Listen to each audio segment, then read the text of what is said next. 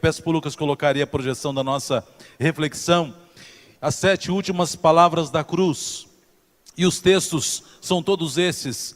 Nos evangelhos nós encontramos 3 dessas 7 palavras são narradas no evangelho de Lucas.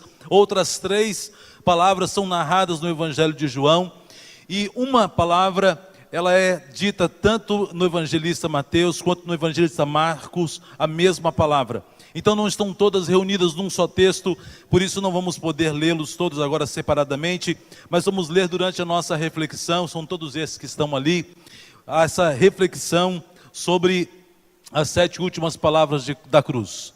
Jesus havia sido entregue aos seus inimigos, havia sido traído por Judas, traído também por Pedro e por que não dizer, por todos os demais discípulos que o abandonaram. E Jesus passou por todo um julgamento nas mãos de Pilatos, nas mãos de Herodes, depois retorna para Pilatos e uma grande injustiça é feita, um bandido de marca maior chamado Barrabás. A multidão escolhe para que soltassem esse bandido e não soltassem Jesus. E a gente fica indignado quando fica sabendo que o presidente, que o Supremo Tribunal Federal está mandando soltar certos condenados da Lava Jato e de outros processos da Polícia Federal. Mas essa história de Jesus mostra que injustiças como essa, bandidos sendo soltos, e não é por causa de indulto, de Páscoa ou de Natal, mas de forma injusta, isso acontece desde os tempos de Jesus. Aquele que não havia nenhum pecado, permaneceu preso e foi crucificado, e o bandido de marca maior, Barrabás, foi solto no lugar de Jesus. Eu quero então pensar, qual foi a primeira palavra de Jesus dita ali na cruz? A primeira palavra foi uma palavra de perdão. Jesus estava ali humilhado, crucificado, preso naquela cruz, sendo escorraçado, sendo também cuspido pelos seus algozes e por toda a multidão que bradava contra ele palavras de morte. E Jesus crucificado ali, a primeira palavra que sai dos seus lábios, enquanto os soldados estavam lançando sorte sobre as suas vestes, das quais ele havia sido despido, Jesus olha para aqueles homens e profere essa palavra que está em Lucas 23:34. Jesus disse: Pai, perdoa-lhes, pois não sabem o que estão fazendo. Essa primeira palavra de Jesus já tem muito a dizer para nós. Jesus poderia, com um só olhar, com uma só palavra, ele poderia destruir todos os seus inimigos. Poderia, com uma só palavra, levar à morte todos que estavam ali, o crucificando na cruz. Mas não foi isso que ele fez. Ele não procurou o caminho do revide, mas ele botou em prática aquilo que ele havia pregado durante o seu ministério. 70 vezes 7, caminhar a segunda milha, oferecer a outra face. E Jesus não somente perdoa os seus algozes, mas também lhes atenua a pena, quando diz: eles não sabem o que fazem. E Jesus assim dá um grande exemplo para mim e para você. Meus irmãos, se Jesus foi crucificado na cruz, humilhado como ele foi, traspassado por aqueles pregos, pelos cravos e pela cruz, aquela coroa de espinhos, e ainda perdoou os seus inimigos, eu e você, ninguém tem o direito de dizer: eu não perdoo fulano. Comigo só apronta uma vez, porque depois morreu para mim. Já viu gente que fala assim? Não olha para o lado, nem para a direita, nem para a esquerda. Já viram pessoas que dizem: comigo só apronta uma vez, porque depois morreu. Eu não perdoo, eu não esqueço, e eu não deixo mais aquilo se passar da minha mente, fica marcado para sempre. Nós não temos esse direito, porque ninguém sofreu o que Jesus sofreu, e ele perdoou todos os seus inimigos. Então Jesus é o maior exemplo para nós, exemplo que foi seguido pelo primeiro mártir. Lembra de Estevão?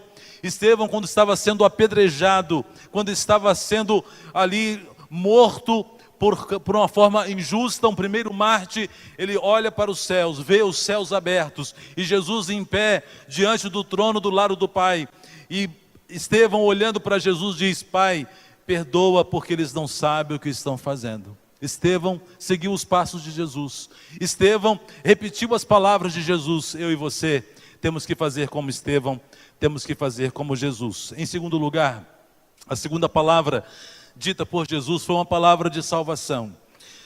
Jesus estava crucificado ali entre dois malfeitores, entre dois homens que bem mereciam estar ali.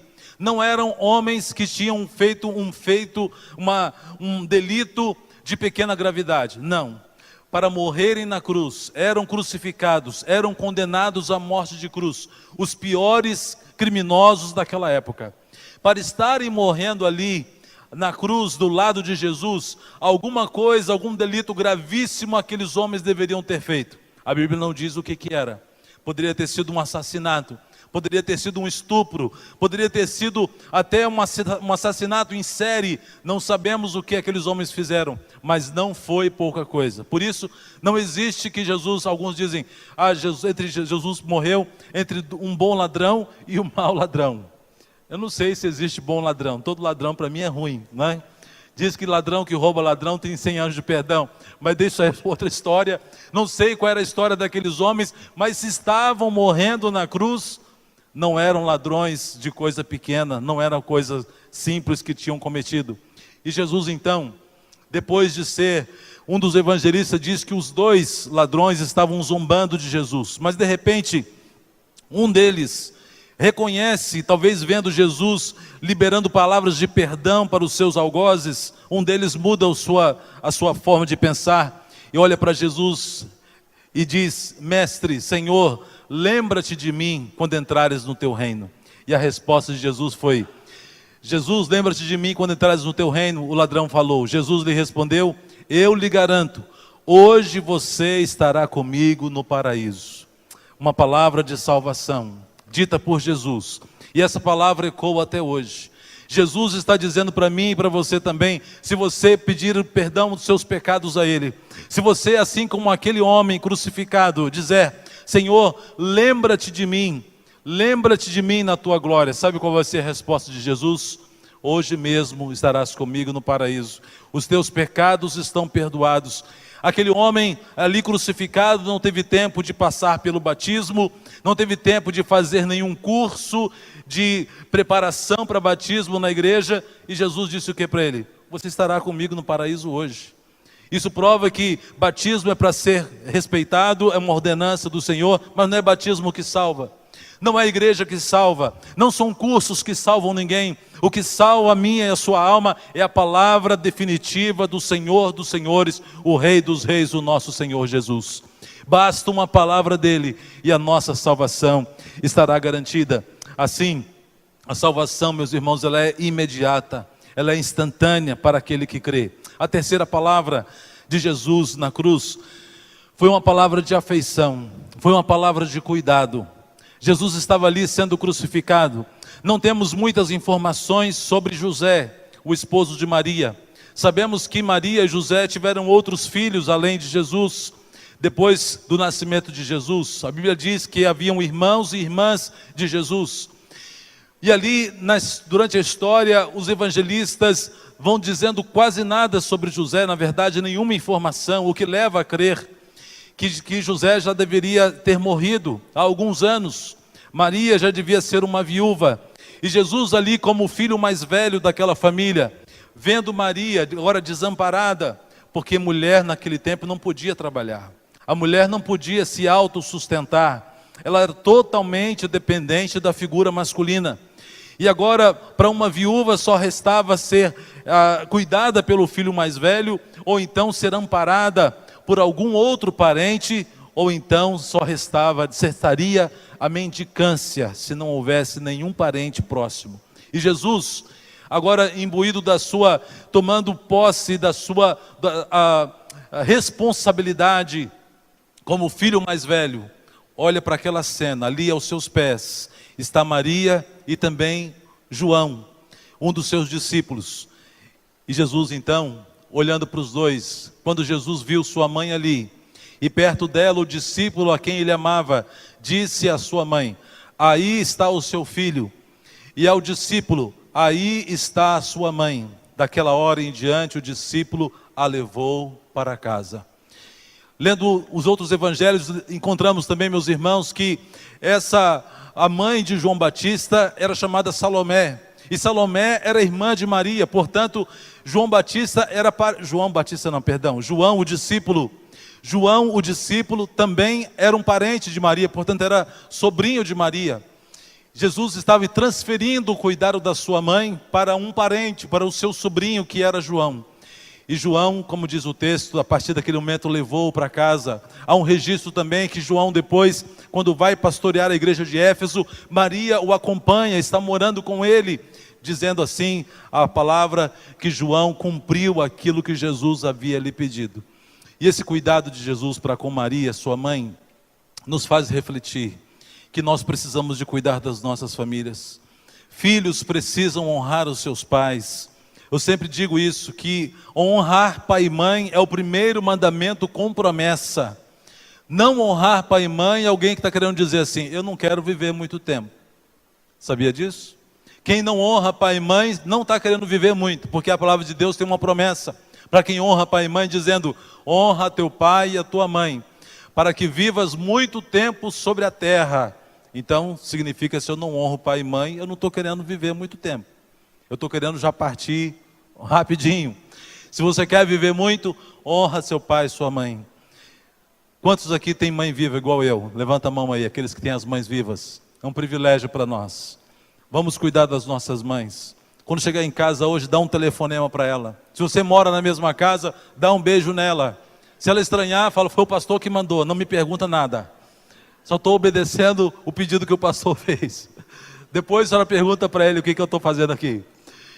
Dá um beijo na sua mãe, cuida dela, dá um presente. Por que a gente dá presente para as mães só no dia das mães? Compra lá um presente para sua mãe amanhã. Passa lá, leva ela para almoçar fora, leva lá no Tertúlia, né? Oh, coisa boa, hein?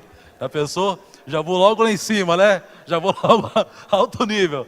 Já leva ela para o Tertúlia, tira o escorpião do bolso, alegra o coração da sua mãe, compra uma geladeira nova para ela, mas compra um vestido também. Esse negócio de dar presente para a mãe só que coisa que vai usar dentro de casa, não está certo isso, né? Tem que dar um presente que a mãe vai usar, comprar panela, ferro de passar roupa. Isso é presente que se dá? Isso é presente para casa. Não, dá um presente para a mãe, porque ela vai usar, né? Para a sogra também é mãe, então cuida da sogra também, em nome de Jesus. E Jesus cuidou da sua mãe.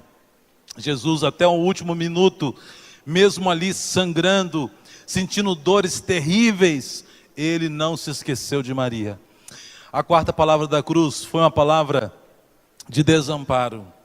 Na sua hora de maior dor, os teólogos são unânimes em dizer que a pior dor para Jesus não foi dos cravos sendo pregados na sua mão, não foram dos pregos atravessando a sua carne, não foram das chicotadas que rasgaram seu corpo, não foram da lança que lhe atravessou o peito, não foi também da coroa de espinhos que perfuraram sua cabeça, mas foi Deus dar as costas para ele, foi o distanciamento do Pai. Mateus 27, esse texto, só Mateus e Marcos que registram, por volta das 3 horas da tarde, por volta da hora 9, portanto às 3 da tarde, Jesus bradou em alta voz, Eloi, Eloi, lama sabachthani, que significa, meu Deus, por que me abandonaste? Sabe por que o Senhor abandonou Jesus? Porque Ele se fez pecado por mim e por você. Não foi Pilatos que prendeu Jesus na cruz, tampouco não foi também os soldados que o crucificaram ali, não foram também os sacerdotes, as autoridades daquele tempo que fizeram com que Jesus fosse para a cruz, não foi Judas Iscariotes, nem os outros discípulos que abandonaram Jesus, que o levaram para a cruz. Sabe quem levou Jesus para a cruz? Eu e você. Os meus e os seus pecados foram que cravaram Jesus na cruz. E quando Jesus assume a minha e a sua culpa, não havia como o Pai continuar estando do lado dele. Deus literalmente lhe deu as costas, Deus lhe abandonou, e não poderia ser de outra maneira, porque Jesus estava carregando sobre si o meu e o seu pecado, a minha e a sua culpa. Ele se fez pecado por nós, se fez iniquidade por nós, A cruz, que era o símbolo de humilhação, era um símbolo de maldição, ao texto de Deuteronômio que diz: maldito aquele que morre no madeiro. Jesus se fez maldição por mim e por você, no meu e no seu lugar. E Jesus ali clama ao Pai dizendo: Deus meu, por que me abandonaste? Esse abandono do Pai, num outro texto da palavra, diz que Deus agradou moê-lo, porque nele estava representado o meu e o seu pecado. Obrigado, Jesus, louvado seja o nome do Senhor, aleluia, porque Ele se fez pecado por mim. Ele fez o sacrifício vicário, o sacrifício substitutivo. A cruz que era para mim e para você foi levada por Jesus. Os cravos que eram meus e eram seus foram levados por Jesus. A quinta palavra ali na cruz foi uma palavra de agonia. Jesus, já com o seu corpo dilacerado, com as suas forças se esvaindo, já quase não conseguindo respirar.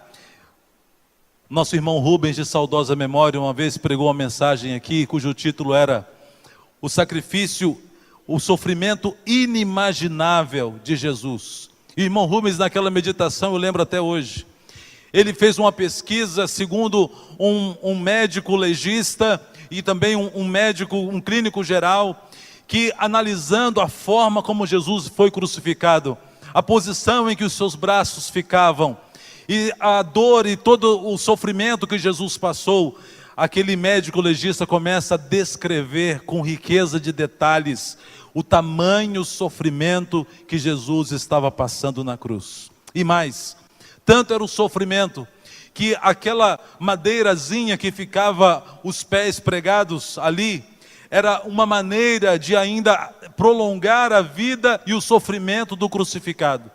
Porque a pessoa naquela posição com os braços esticados, o irmão Rubens dizendo na sua mensagem, a pessoa com os braços esticados, com as suas pernas penduradas, logo morreria de asfixia, por não conseguir respirar. E Jesus estava ali, agonizando, e na sua quinta palavra da cruz ele diz: mais tarde, sabendo então que tudo estava concluído, para que a Escritura se cumprisse, Jesus disse: tenho sede. Jesus, ele era 100% homem, mas ele também era 100% Deus. A sua humanidade lhe levou a este momento de agonia em que ele pede água, em que o seu corpo está agora já em fase de falência múltipla dos órgãos, e Jesus pede água, ele diz: tenho sede. E aqueles homens, os soldados, lhe dão vinagre para beber, lhe dão uma mistura de vinho e vinagre, sabe para quê? Era um entorpecente. Aqueles que estavam agonizando, os soldados faziam isso para que aquele crucificado, bebendo daquela substância, ficasse entorpecido, sentisse menos dores, para que ele pudesse ter ainda, continuasse ali, ainda prolongando o seu tempo de vida. Mas Jesus não bebeu. Jesus não rejeitou, não aceitou aquela bebida entorpecente, mas continuou sentindo todas as dores, em toda a sua intensidade, até o fim, por amor a mim e a você. Em sexto lugar, uma palavra de vitória: tetelestai. Foi o que Jesus disse depois de sentir sede. Tendo aprovado, Jesus disse: está consumado. Com isso curvou a cabeça e expirou. Aleluia, está consumado. Tetelestai. Sabe o que significa essa palavra? Tetelestai tem pelo menos 3 significados. Eu queria falar rapidamente para você. O primeiro significado era de quando um menino, recebendo uma incumbência do seu pai, o pai dissesse: meu filho, você vai agora lavrar esse campo, você vai fazer tal tarefa. E o menino, depois de cumprir toda a tarefa dada pelo seu pai, ele chegava para o seu pai e dizia: pai, tetelestai. Ou seja, cumprir tudo que o Senhor mandou. E Jesus estava dizendo isso para o pai: pai, eu estou cumprindo agora tudo que o Senhor me mandou fazer. O sacrifício para salvar o mundo inteiro, eu estou cumprindo, tetelestai. Mas esse tetelestai ainda tem um outro significado. Havia um significado também de compra, de dívida. Quando alguém estava devendo alguma coisa e conseguia chegar nos bancos ou para um credor e conseguisse pagar a dívida que tinha com um determinado credor, o credor precisava então carimbar aquela cédula de dívida com um carimbo escrito tetelestai, está pago, não deve mais nada, está livre. Eu e você fomos livres da condenação do pecado, eu e você fomos livres da dívida que tínhamos.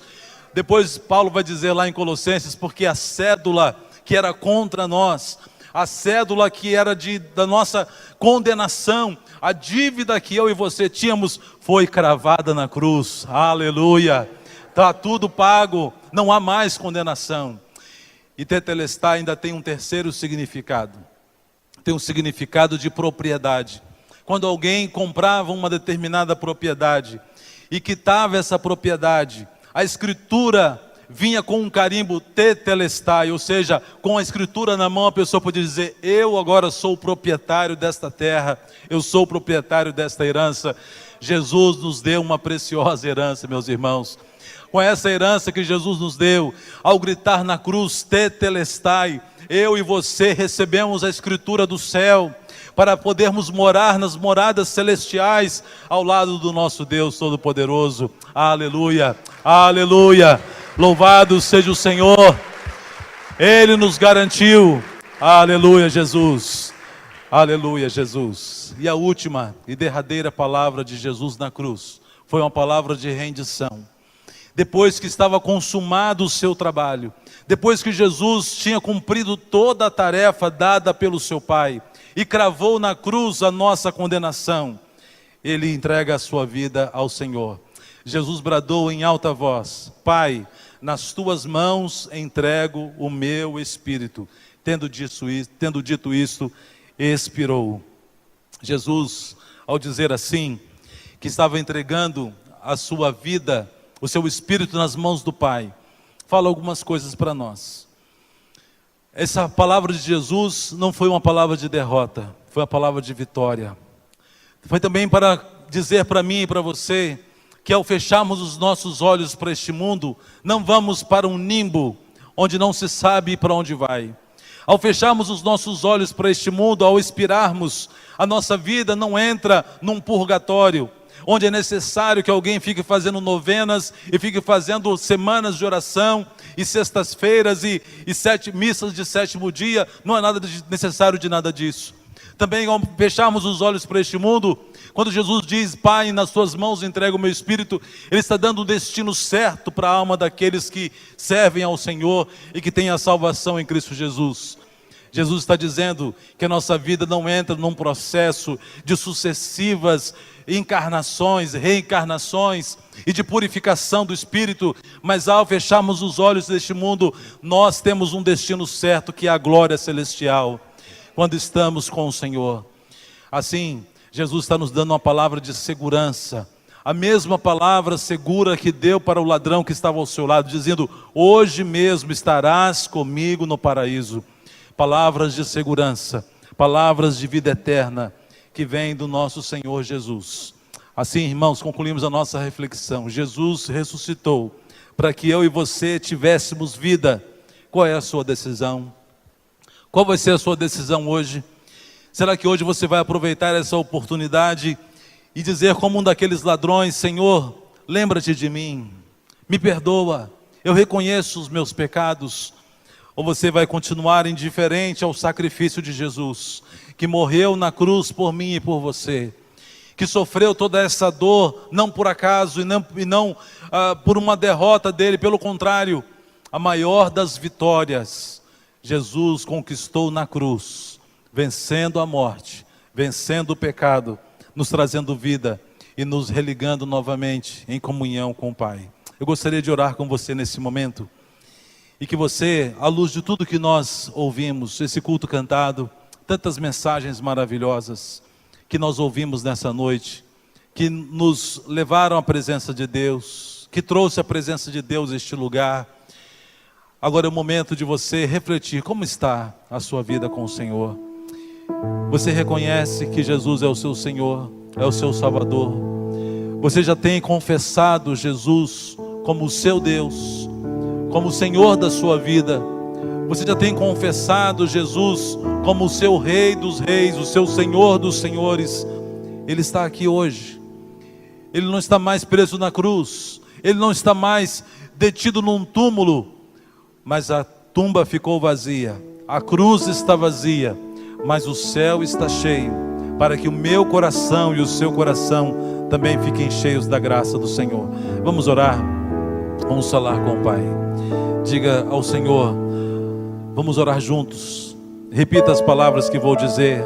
Se Deus falou ao seu coração, Ele está agora te chamando para tomar um passo de compromisso com Ele. Vamos falar com Deus. Diga para o Senhor assim: Senhor Jesus, eu reconheço o teu sacrifício. Eu reconheço a tua vitória. Vitória sobre a morte, vitória sobre a cruz. Eu entrego a minha vida nas tuas mãos. Perdoa os meus pecados. Escreve o meu nome no livro da vida. Faça de mim uma nova criatura. E faça com que eu viva para sempre na tua presença, desfrutando da conquista que o Senhor obteve na cruz do Calvário. Eu entrego minha vida nas tuas mãos. Assim oro no nome de Jesus. Amém. Amém. Jesus vive e reina para todo sempre, para que eu e você pudéssemos e possamos ter vida e vida em abundância. Ele está aqui e deseja fazer de você uma nova criatura. Você que orou assim comigo, você que deseja hoje tomar um passo, um compromisso mais sério com Jesus, quer declarar mesmo que Ele é o seu Senhor, que Ele é o seu Deus, que é Ele que vai continuar caminhando ao seu lado, e que você crê e acredita que Ele te conduzirá à mansão celestial. Meant to be.